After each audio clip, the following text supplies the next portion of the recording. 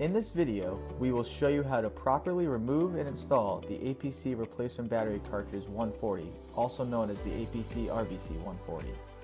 Before getting started, you will need a Phillips screwdriver and the new RBC. First, remove the front bezel of the UPS. This will just pull off. Next, unscrew the 2 or 3 screws holding on to the cover of the battery cartridge bay.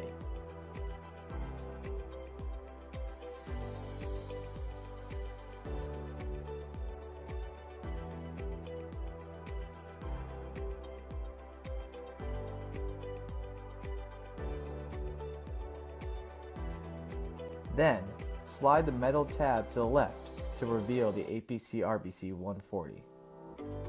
Pull the handle on the bottom of each battery module to remove them from the UPS one at a time.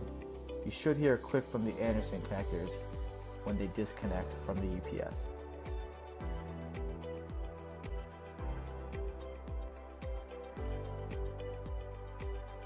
Slide the 2 new battery modules into the UPS one at a time and reconnect the Anderson connectors.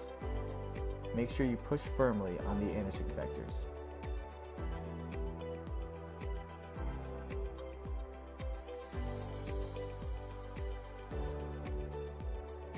Then, close the battery bay cover and slide it to the right to lock it.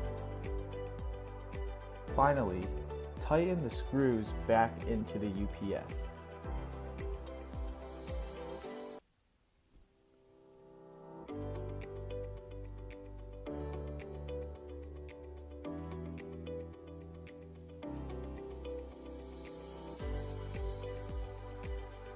Place the front bezel back onto the UPS.